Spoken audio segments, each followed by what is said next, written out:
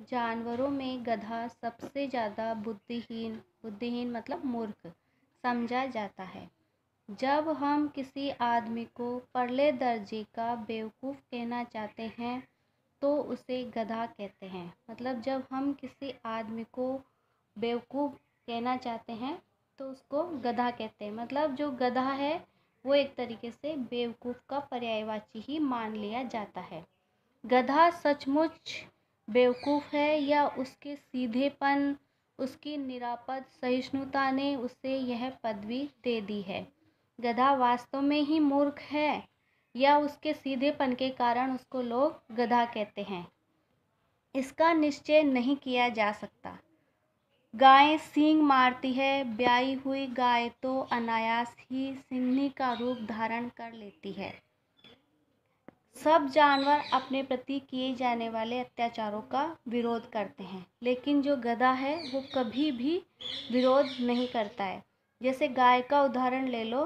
गाय जिसके अभी अभी बछड़ा हुआ है, ब्याई हुई मतलब जिसके अभी बछड़ा हुआ है, वो गाय तो हमेशा सींग मारने के लिए ही तैयार रहती है कि जैसे ही उसके पास कोई जाता है तो वो ये समझती है कि ये मुझे आहत करने के लिए इधर आ रहे हैं या मेरे बछड़े को चोट पहुंचाएंगे, तो वो सुरक्षा के लिए, अपने बचाव के लिए सींग मारना शुरू कर देती है। कुत्ता भी बहुत गरीब जानवर है, लेकिन कभी कभी उसे भी क्रोध आ ही जाता है कि कुत्ता भी एक तरीके से बहुत ही सीधा जानवर है, लेकिन कभी कभी उसको भी गुस्सा आ ही जाता है। वो भी अपने प्रति किए जाने वाले अत्याचार का प्रतिकार कर ही देता है। किंतु गधे को कभी क्रोध करते नहीं सुना न देखा। कि देखो, गाय, कुत्ता, ये इस तरीके के जानवर हैं, वो अपने प्रति किए जाने वाले अत्याचारों का विरोध करते हैं, लेकिन गधा कभी भी क्रोध नहीं करता, कभी भी किसी के प्रति कोई अपना आक्रोश प्रकट नहीं करता है। जितना चाहो गरीब को मारो, चाहे जैसी खराब सड़ी हुई घास सामने डाल दो, उसके चेहरे पर कभी असंतोष की छाया भी न दिखाई देगी। कि गधे को चाहे जैसे रखो, उसको खाने को दो या नहीं दो, खराब सड़ी हुई घास डालो, वो कभी भी अपना असंतोष प्रकट नहीं करता है, खुशी खुशी उसको खा लेता है।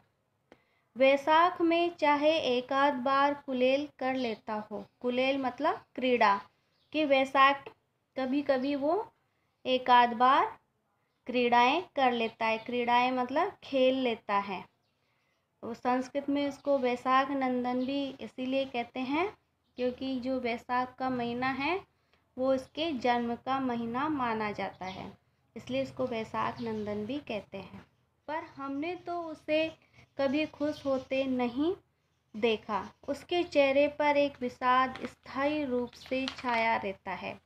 कि हमने तो कभी भी गधे को प्रसन्न होते हुए नहीं देखा। हमेशा विषाद मतलब दुख, दुख उसके चेहरे पर स्थायी रूप से दिखाई देता है। सुख दुख हानि लाभ किसी भी दशा में उसे बदलते नहीं देखा। ऋषि मुनियों के जितने गुण हैं वे सभी उसमें पराकाष्ठा को पहुंच गए हैं।